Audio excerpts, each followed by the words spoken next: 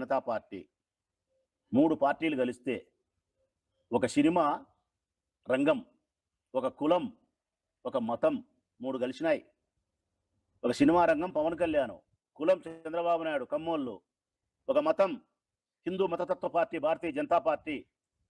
ఒక కులము, ఒక మతము, ఒక సినిమా రంగము 3 కలిస్తే జగన్మోహన్ రెడ్డి పోటీ చేస్తే మీ ముఖాలకు సీట్లు ఎన్నొచ్చినాయి కాదు, ఓట్లు ఎన్నొచ్చినాయని చూస్తే గన 40% ఓటింగ్ వైఎస్ఆర్ కాంగ్రెస్ పార్టీకి వచ్చింది. మీ డబ్బాలో 3 రకాల ఓట్లున్నాయి. కమలం ఉంది, గ్లాస్ ఉంది, సైకిల్ ఉంది. మా డబ్బాలో ఒక్కటే ఉండేది ఫ్యానే. మా డబ్బాల ఫ్యాన్ ఒకటే. రాచమల్లి శివప్రసాద్ రెడ్డి డబ్బాలో 84,000 ఓట్లు ఉన్నాయి. ఎస్, అవి జగన్మోహన్ రెడ్డి ఓట్లు. జగన్మోహన్ రెడ్డి ప్రజాసేవ కోసం వేసిన ఓట్లు. రాచమల్లి శివప్రసాద్ రెడ్డి చేసిన ప్రజాసేవకు వేసిన ఓట్లవి. మేము ఓడినా గర్వపడతాం. మేము ఒక్కరమే ఉండాం, మేము ఒక్కరమే పోటీ చేస్తాం. మాకు 40% ఓటింగ్ శాతం ఉంది. అటువంటి పార్టీ అంతరించిపోతుందే? భారతీయ జనతా పార్టీకి నేరుగా ఈ రాష్ట్రంలో ఇప్పటి వరకు ఒక్క సీటు లేదు. నేరుగా పొత్తు పెట్టుకోకుండా ఒక్క సీటు లేదు. అది కాకుండా చీచా అనిపిస్తాం. రాష్ట్రం అంతా చీచా అనిపిస్తారంట జగన్మోహన్ రెడ్డిని. ఎట్టెట్టు అనిపిస్తావబ్బా, నాకు అర్థం కాలే. ఆయన బయటకు వచ్చి నిన్న పోయినాడు కృష్ణా జిల్లా, అంతకుముందు పోయినాడు ఇంకో చోటికి, అంతకుముందు పోయినాడు ప్రకాశం జిల్లా, అంతకుముందు పోయినాడు అనంతపురం జిల్లా, అంతకుముందు పోయినాడు కడప, కర్నూలు, తూర్పుగోదావరి జిల్లా. చూస్తున్నారు కదా, నెలకు 2 నెలలకు 3 నెలలకు ఆయన పోయే చోటల్లా చీచా అంటున్నారా? జై జగన్ అంటున్నారా? జై జగన్ అనే శబ్దము మారు మోగుతాంది రాష్ట్రమంతా. జై జగన్ అనే నామము మారు మోగుతాంది రాష్ట్రమంతా. ఈ దేశంలోనే అత్యంత ప్రజాబలం కలిగినటువంటి నాయకులు 1, 2, 3, 4, 5 ఉంటే అందులో జగన్మోహన్ రెడ్డి ఒకడు. ఎన్టీ రామారావు తర్వాత, రాజశేఖర రెడ్డి గారి తర్వాత ఈ రాష్ట్రంలో అత్యంత ప్రజాదరణ, ప్రజాభిమానం కలిగిన నాయకుడు జగన్మోహన్ రెడ్డి. అటువంటి నాయకుడిని పట్టుకొని చీచా అనిపిస్తారంట ఇల్లు. ఎంతయ్యా మీ శక్తి చీచా అనిపించడానికి? ఆయన్ను ఎంత రేణువంతా మీ శక్తి జగన్మోహన్ రెడ్డి గారు ముందర. అది చాలదని చెప్పి వేటాడుతాం. ఏందబ్బా వేటాడడానికి నాకు తెలియక అడుగుతా. ఆయన 2011లో బయటకు వచ్చినాడు. 2011లో వాళ్ళ నాయన చనిపోయిన తర్వాత బయటకు వచ్చినాడు. కేవలం రాజశేఖర రెడ్డి కోసం మరణించినటువంటి కుటుంబ సభ్యులను ఓదార్చడం కోసం ఓదార్పు యాత్ర పేరుతో సోనియా గాంధీ కాంగ్రెస్ పార్టీ ఆ రోజు కొనసాగిన జగన్మోహన్ రెడ్డి గారు అంగీకరించకపోతే ఇచ్చిన మాటకు కట్టుబడి ఢిల్లీలోని ఎర్రకోటనే ఢీకొట్టి బయటకు వచ్చి పార్టీ పెట్టి మీరు జైలుకు పంపించే జైలుకు పోయి 13 నెలలు 14 నెలలు పార్టీ పెట్టిన తర్వాత మొదటిసారి ఓడిపోయినా భయపడకుండా ప్రజా సంకల్ప యాత్ర చేసి 16 నెలలు జనంలో ఉండి మళ్ళీ తిరిగి రెండోసారి ఎన్నిక చేసి గెలిచి చెప్పిన వాగ్దానం ప్రకారం ప్రజలకు సంక్షేమ పరిపాలనని, రామరాజ్యాన్ని అందించి ఇప్పుడు మళ్ళా ఓడిపోతే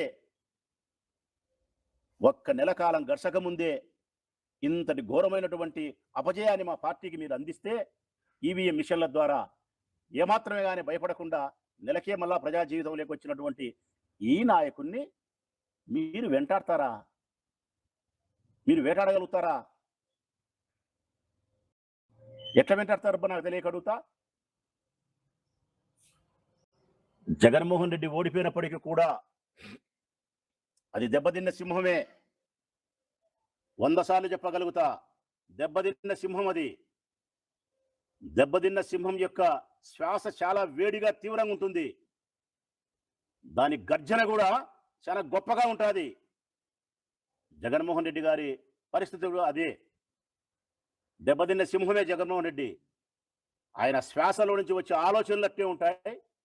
2029లో మీకు కొట్టే దెబ్బ కూడా, ఆ పంజా దెబ్బ కూడా సింహంలాగానే ఉంటుంది మీ మీద.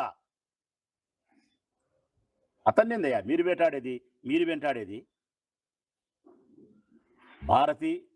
భారతమ్మ గారు జగన్మోహన్ రెడ్డి గారు జైలుకే పోతారో లేకుంటే 29లో ఆదినారాయణ రెడ్డి గారు బెంగళూరుకే పోతారో ఈశ్వరుడే నిర్ణయిస్తాడు. జగన్మోహన్ రెడ్డి గారు భారతమ్మ గారు జైలుకు పోతారా, 29లో ఆదినారాయణ రెడ్డి గారు బెంగళూరుకు పోతారా? ఆయనకు అలవాటే కదా, అధికారం ఉంటే ఆంధ్రప్రదేశ్లో కడపలో, అధికారం లేకపోతే బెంగళూరుకు. 29లో చూద్దాంలే, నువ్వు బెంగళూరుకు పోతావో లేకపోతే జగన్మోహన్ రెడ్డి గారు భారతమ్మ గారు జైలుకే పోతారో అది కూడా చూడాలి కదా. 100 సార్లు మాట్లాడతావు నువ్వు నిన్న పత్రికా ప్రకటనలో. సిగ్గుండాలా జగన్మోహన్ రెడ్డి గని. దేనికయ్యా సిగ్గుండాల్సినది? ఎవరికయ్యా? నేను అడుగుతాను సూటిగా, ఈ రాష్ట్ర ప్రజల్ని అడుగుతా ఉన్నా. ఆదినారాయణ రెడ్డి గారు మాట్లాడే మాటలకు సిగ్గుండాలా అన్నాడు జగన్మోహన్ రెడ్డి గారికి. దేనికి సిగ్గుండాలా? ఎవరికి సిగ్గుండాలా? ఇచ్చిన మాట కోసం ఓదార్పు యాత్ర చేసినాడు చూడి, దీనికే? నైతిక విలువలతో మాటకు కట్టుబడి సొంత పార్టీ పెట్టుకున్నాడు చూడి, దీనికే? సొంత పార్టీ పెట్టుకున్న తర్వాత పార్టీ అధికారంలోకి రాలేకపోయినా కూడా పోరాటం చేసినాడు చూడి, దీనికే? 67 మంది ఎమ్మెల్యేలు గెలిస్తే 23 మంది ఎమ్మెల్యేలు మీలాంటి వాళ్ళు అమ్ముకున్నారు చూడి మీ పదవులను. సిగ్గు లేకుండా, సిగ్గు శరం లేకుండా అమ్ముకున్నారు చూడి తెలుగుదేశం పార్టీకి. మంత్రి పదవులు తీసుకున్నారు చూడి మీరు, దీనికే? మళ్ళీ ఎన్నికల్లో పోటీ చేసి విజయం సాధించినందుక? ఈ రాష్ట్రంలో విద్యా విధానంలో మార్పులు తెచ్చి సంపూర్ణంగా బాగు చేసినందుక? సంక్షేమ పథకాలు అమలు చేసినందుక? కులము మతము అనకుండా పక్షపాత ధోరణి లేకుండా అన్ని రాజకీయ పార్టీలకు సంక్షేమాన్ని అభివృద్ధిని సమానంగా అందించినందుక? దేనికయ్యా ఆయనకు సిగ్గుండాల్సింది? సిగ్గుపడాల్సి వస్తే ఆదినారాయణ రెడ్డి గారు మీరు సిగ్గుపడాల. కారణం 36 పార్టీలు మార్చినారు. 36 పార్టీలు. కాంగ్రెస్ అయిపోయింది, వైఎస్ఆర్సీపీ అయిపోయింది, తెలుగుదేశం అయిపోయింది, బీజేపీ అయిపోయింది. ఏ ఎండకు ఆ గొడుగు పెట్టడానికి సంసిద్ధమయ్యే మీ మనస్తత్వాన్ని చూసి మీరు సిగ్గుపడాల. అది అయిపోయింది. పార్టీలు మార్చినారు, అయిపోయింది. మంత్రి పదవి తీసుకున్నారు.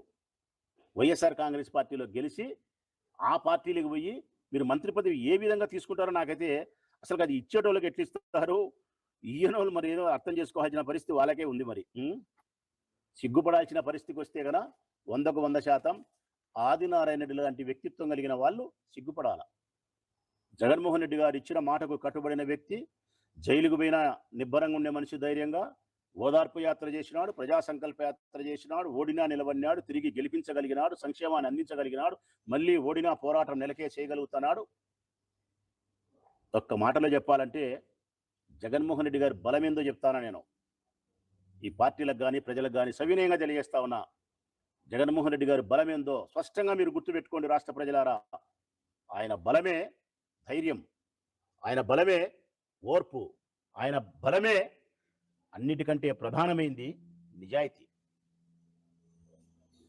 జగన్మోహన్ రెడ్డి గారి బలం ధైర్యము, నిజాయితీ, ఓర్పు.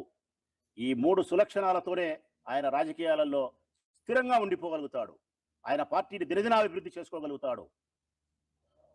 ఇప్పుడు చెప్తా ఉన్నా ఈ రాష్ట్రం ఉన్నంత కాలం వైఎస్ఆర్ కాంగ్రెస్ పార్టీ ఉంటుంది. జగన్మోహన్ రెడ్డి గారు ఉన్నంత కాలం కాదు. జగన్మోహన్ రెడ్డి గారు ఉన్నంత కాలం కాదు. ఈ రాష్ట్రం ఉన్నంత కాలం జగన్మోహన్ రెడ్డి గారు స్థాపించినటువంటి వైఎస్ఆర్ కాంగ్రెస్ పార్టీ 3 పువ్వులు 6 కాయలుగా ప్రజ్వరిల్లుతూ ఉంటుంది, దేదీప్యమానంగా ఉంటుంది. ఆయన తర్వాత ఒకరు, ఆయన తర్వాత మరొకరు, ఆ కుటుంబ సభ్యులు కానీ ఆ పార్టీకి సంబంధించిన వారు కానీ ఈ రాష్ట్ర ప్రయోజనాల కోసం ఆ పార్టీని బ్రతికించుకుంటూనే ఉంటాం. ఎట్లా అంతరించిపోతుంది వైఎస్ఆర్ కాంగ్రెస్ పార్టీ? జనంలో బలం లేకపోతే అంతరించిపోతుంది, జెండా మోసే కార్యకర్త లేకపోతే అంతరించిపోతుంది, ఆయన కోసం ప్రాణత్యాగానికి సిద్ధపడే నాయకులు లేకపోతే పార్టీ అంతరించిపోతుంది. ఈ రాష్ట్రంలో జగన్మోహన్ రెడ్డి గారి పట్ల విపరీతమైనటువంటి ప్రజాబలం కలిగిన ప్రజలు ఉన్నారు. జగన్మోహన్ రెడ్డి గారి జెండా మోయడానికి ఉరకలేసే కార్యకర్తలు ఉన్నారు. జగన్మోహన్ రెడ్డి గారి కోసం ప్రాణమైన ఇచ్చేదానికి సంసిద్ధపడే నాలాంటి నాయకులు కోకొల్లలు రాచమ్మల దగ్గర మొదలైతే ఆ సంఖ్య వందల సంఖ్యకు పోతుంది. ఈరోజు ఇంతమందిని మీరు కక్ష సాధింపు చర్యలో భాగంగా జైలుకు పంపిస్తున్నారు. ఒక్క నాయకుడైనా జంకుతున్నాడా? వాళ్ళ ఎంటిక కూడా బెదరడంలే. 3 నెలల 4 నెలల నువ్వు జైలు పెట్టేది పెట్టు. జగన్ స్థాపించిన జెండాను వదలం. జగన్ కోసం జీవితాన్ని అంకితం చేస్తాం. ఈ రాష్ట్ర ప్రయోజనాల కోసం వైఎస్ఆర్ కాంగ్రెస్ పార్టీ వెంట నడుస్తాం అని మాలాంటి నాయకులు గొంతెత్తి చెప్తున్నాం. మేము ఇంకా మాలాంటి నాయకులు ప్రాణత్యాగానికి సిద్ధం ఉన్నంత కాలం, జెండా మోసే కార్యకర్తలు లక్షల మంది ఉన్నంత కాలం, ఓటు వేసేదానికి కోట్ల మంది ప్రజలు సిద్ధంగా ఉన్నంత కాలం జగన్మోహన్ రెడ్డి పార్టీ అంతరించిపోతుందే. ఇంకా ఆయన బలహీనతలు చెప్పాలా మీకు నేను. ఆయన బలహీనత ఏం తెలుసునా? నమ్మక ద్రోహం చేసిన మీలాంటి ఎమ్మెల్యేలు పార్టీకి మోసం చేసి అధికారం ఉండేప్పుడు ఈ సైడ్ ఉండి అధికారం మొత్తాన్ని అటుపక్కకు పోయి తల్లి పాలు దాగి రొమ్ము గుద్దుతారు చూడి. ఇటుటోళ్ళు మళ్ళా రేపొద్దున వచ్చేగన క్షమించి శిక్షించకపోవడం, ఇదే ఆయన బలహీనత. క్షమించి శిక్షించకపోవడం, ఇది మార్చుకోవాలని మేము కోరుతున్నాం జగన్మోహన్ రెడ్డి గారిని. నీ బలహీనతను మార్చుకో అయ్యా అంటున్నాం మా నాయకుడిని. నమ్మక ద్రోహం చేసిన వారిని క్షమించాకు, శిక్షించు అంటున్నాం. స్పష్టంగా మరొక్కసారి చెప్తా ఉన్న ఆదినారాయణ రెడ్డి గారికి, ఎప్పుడైనా సరే ఇంకొకసారి భారతమ్మ గారి పేరు తీసుకురాకుండా జగన్మోహన్ రెడ్డి గారి పేరుతో మమ్మల్ని మీరు రాజకీయ విమర్శలు చేస్తే అది ఒకలాగా భావిస్తా. భారతమ్మ గారి పేరుతో మీరు హత్య అని, బంగారని, ధనదాహమని, మరొకటని ఆమె వ్యక్తిత్వానికి అగౌరవపరుస్తూ మహిళను చూడకుండా మీరు మాట్లాడితే ఈరోజు మాట్లాడిన దానికంటే 100% ఎక్కువ మాట్లాడతా. ఎవరికైనా చెప్తా ఉన్నా నేను, మన కుటుంబాలకు సంబంధించిన స్త్రీలను నేను